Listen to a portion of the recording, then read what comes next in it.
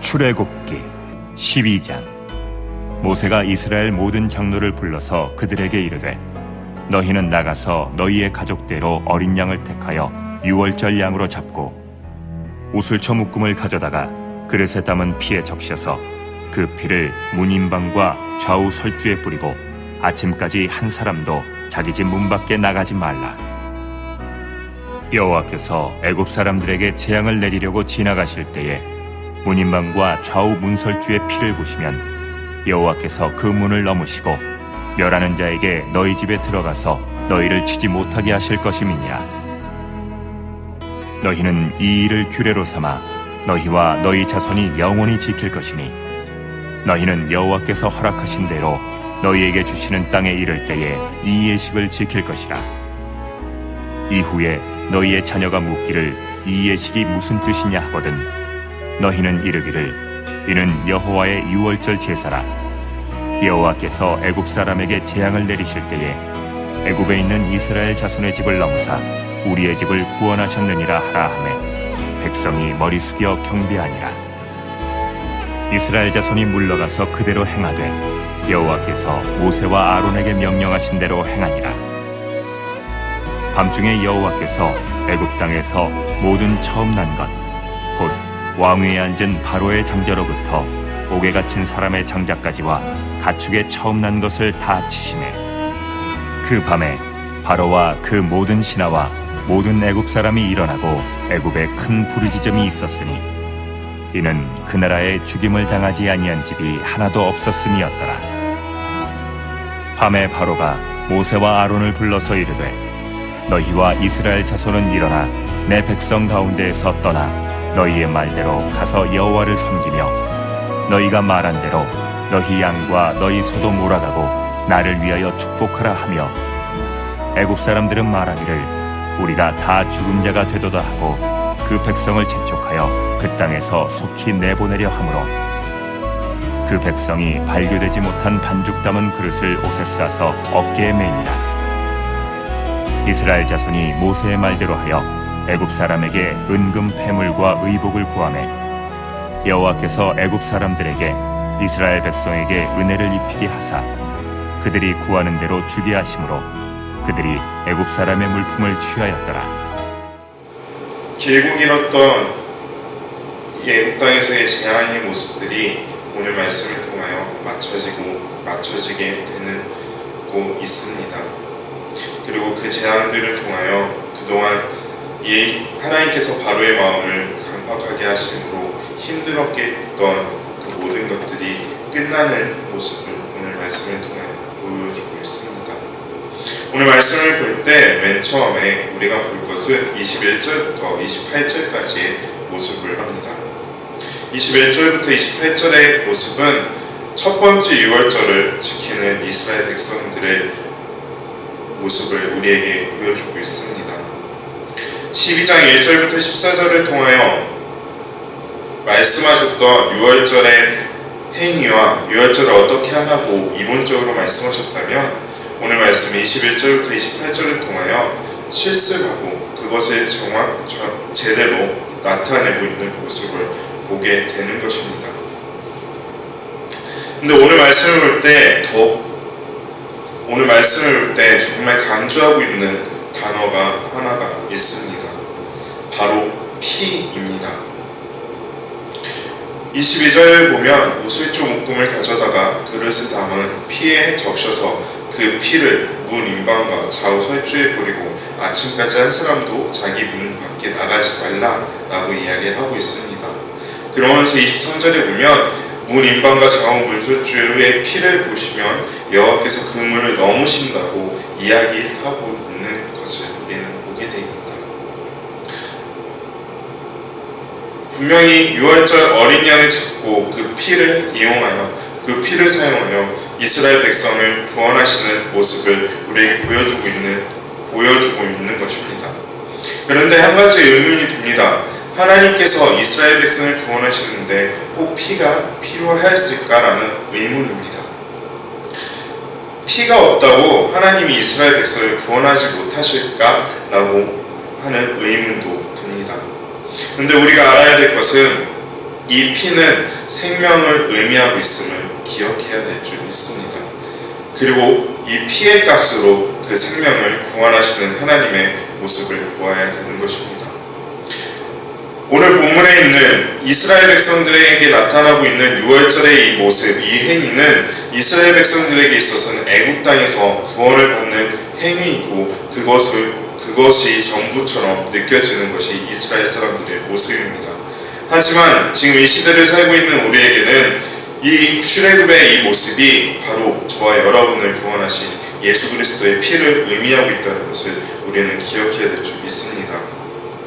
유월절 어린 양, 그것은 이스라엘 백성을 구원하기 위한 하나님의 예표임과 동시에 지금 이 시대를 살고 있는 저와 여러분들을 하나님의 백성으로 일으키고 세우기 위한 그 표징임을 기억해야 된다는 것입니다. 그 유월절 어린 양의 피, 예수 그리스도의 피를 기념하며 그것을 우리가 얼마나 언제나 바라보고 그 피를 마음에 생각하는 그 모습이 바로 오늘 우리가 드려지는 예배 가운데 나타나고 있다는 것입니다. 또한 그것을 지킴으로 하나님께 온전하게 예배함으로 나아가는 것이 바로 우리가 지키는 유월절 어린 양의 피를 지키는 그 모습임을 우리는 기억해야 되는 것입니다. 또 한 가지 우리가 생각해야 될 것은 이스라엘 백성들에게 유월절 양을 잡아서 피를 그 문 설주와 임방에 발리라고 이야기를 하였습니다. 모세가 이스라엘 백성들에게 하나님의 말씀을 그대로 전했던 것입니다. 그렇게 했을 때 백성들의 모습을 우리가 보길 원합니다. 그 백성들은 그 말씀을 그대로 듣고 그대로 따르는 모습을 우리는 볼 수 있습니다. 오늘 말씀을 보면서 21절부터 28절까지의 말씀을 보면서 이스라엘 백성들의 모습, 그리고 이스라엘 백성들이 그 따르는 그 모습을 보면서 다시 한번 생각해야 될 것은 하나님께서는 우리에게 구원을 주시고자 우리를 구원하기 위하여 준비하고 있습니다. 그러나 그 구원은 오직 하나님의 뜻과 방식을 신앙으로 받아들이는 자에게 임한다는 것을 다시 한번 느끼게 됩니다. 분명히 이스라엘 백성들 중에 설마 이걸 한다고 내가 구원을 받겠어라고 생각했던 사람들도 있을 것입니다. 하지만 자기의 생각보다 하나님의 뜻, 하나님의 방법을 먼저 생각하고 그것을 따랐을 때 이스라엘 온 백성이 구원을 받았다는 것을 우리가 오늘 말씀을 통하여 되새겨보고 우리의 신앙의 삶 가운데 하나님의 뜻, 하나님의 방식을 따라가는 저와 여러분들의 삶의 모습이 되길 원합니다. 유월절에 대하여 말씀하신 후에 29절부터 36절을 통하여 애국 땅의 마지막 재앙이 임하는 것을 우리는 말씀을 통하여 보게 됩니다. 근데 오늘 말씀은 11장 5절에 먼저 경고를 하셨고 그리고 그 이후에 유월절과 무교절 그리고 첫 번째 유월절을 지키는 것까지 말씀하시기 다음에 이루어지는 모습을 보게 됩니다. 근데 15장 1절에 보면 15장 5절에 보면 이렇게 기록이 되어 있습니다. 애국 땅에 있는 모든 처음 난 것은 왕위에 앉아있는 바로의 장자로부터 맷돌 뒤에 있는 몸종의 장자 그리고 모든 가축의 처음 난 것까지 죽으리니 라고 말씀을 하고 있습니다. 그런데 오늘 29절에 보면 비슷하지만 뭔가 좀 다른 모습이 나타납니다. 오늘 말씀을 보면 이렇게 이야기합니다. 밤중에 여호와께서 애국 땅의 모든 처음 난 것 곧 왕이 앉은 바로의 장자로부터 옥에 갇힌 사람의 장자까지와 가축의 처음 난 것을 다 치심에 라고 이야기를 하고 있습니다. 15장 5절에서는 사람의 계급 단위에서 최고 낮은 몸종까지 얘기를 하고 있습니다.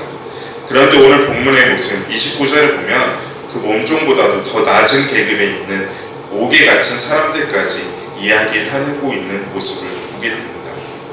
이것은 무엇을 말합니까? 이스라엘 백성을 구원을 하지만 애국 사람들에게 있어서는 하나님의 심판은 어떤 남녀노소, 천하, 높고 낮음을 막론하고 다 지고 있다는 것입니다. 그 어려운, 그 하나님의 그 강력한 임재, 그리고 하나님의 강력한 심판을 받은 애국 사람들, 그리고 바로의 모습은 한마디로 너무나도 처참하고 울부짖음이 그 땅 가운데 가득했다고 오늘 본문은 우리에게 이야기를 하고 있습니다. 그 재앙을 받은 바로 다음 곧바로 바로는 모세와 아론을 그 밤에 불러서 이스라엘 백성에게 떠나라고 이야기를 하고 있습니다. 하나님의 백성은 세상에서 떠나는 존재들입니다. 그러기에 하나님의 백성 그리고 하나님의 자녀들은 이 땅에 나그네와 같은 삶을 산다고 이야기를 하고 있습니다. 그 이유는 하나님과 세상은 반대되는 모습이고 우리는 세상의 것을 따르는 것이 아닌 하나님의 것을 따라야 되기 때문입니다. 오늘 말씀에 분명히 나타나고 있습니다. 세상에 대표하고 있는 애국 땅에 거하고 있는 이스라엘 백성을 향하여 너희가 정말 하나님의 백성이고 너희가 정말 하나님의 자녀들이기에 이곳에서 떠나서 하나님께서 너희에게 하나님을 너희가 예배하고 니들이 가지고 있는 모든 것들을 가지고 다 떠나라고 이야기를 하는 것입니다. 우리가 하나님의 앞에 온전히 서기 시작할 때 세상은 우리를 괴롭히고 우리를 힘들게 할 것입니다. 하지만 우리가 하나님의 기준으로 올바로 살아갈 때 세상은 우리를 인정하고 하나님의 자녀로서 우리를 인정하고 그 앞에 온전히 서게 되는 모습을 우리는 기억해야 될 줄 믿습니다. 우리가 기준을 삼아야 될 것, 세상의 것이 아닌 세상의 가치가 아닌 하나님의 가치가 하나님의 기준, 하나님을 우리의 삶의 기준으로 삼고 하나님의 뜻, 하나님의 마법대로 우리가 신앙생활하는 우리의 모습이 되어야 될 줄 믿습니다. 하나님의 은혜는 바로 우리를 죄에서 구원하신 예수 그리스도의 피, 즉 유월절 어린 양의 피로 주신 은혜임을 우리는 기억해야 합니다.